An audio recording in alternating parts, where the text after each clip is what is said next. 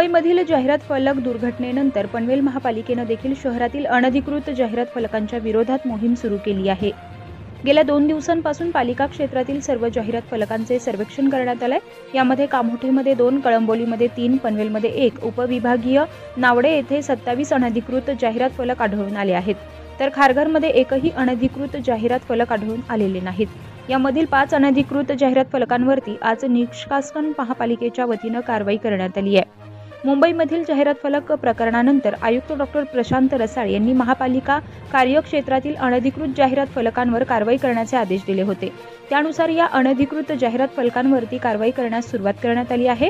महापालिका कार्यक्षेत्रात महापालिकेचे रीतसर परवानगी घेतलेले 87 अधिकृत जाहिरात फलक आहेत। या सर्व जाहिरात फलकधारकांना मनपाकडील नोंदणीकृत स्ट्रक्चरल इंजिनियर्सकडून स्थिरता संरचनात्मक लेखा परीक्षण प्रमाणपत्र घेण्याविषयीच्या नोटिसा बजावण्यात आल्यात।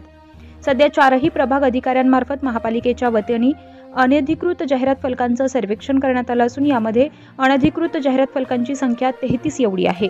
महापालिकेचे उपायुक्त मारुती गायकवाड यांच्या निर्देशानुसार या अनधिकृत जाहिरात फलकांवरती प्रभाग कार्यालयाच्या वतीने निष्कासन कारवाई सुरुवात झाली आहे।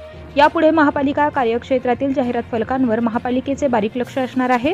मनपा क्षेत्रात अनधिकृत जाहिरात फलक आढळल्यास महापालिकेच्या वतीने कडक कारवाई करण्यात येणार असल्याचं महापालिकेच्या वतीने जाहीर करण्यात आलंय। पनवेल, नवी मुंबई आणि रायगड जिल्ह्यातील ताज्या बातम्या आणि नवीन घडामोडी पाहण्यासाठी सबस्क्राइब करा कोकण संध्या न्यूज चॅनल आणि दाबा बेल आयकॉन।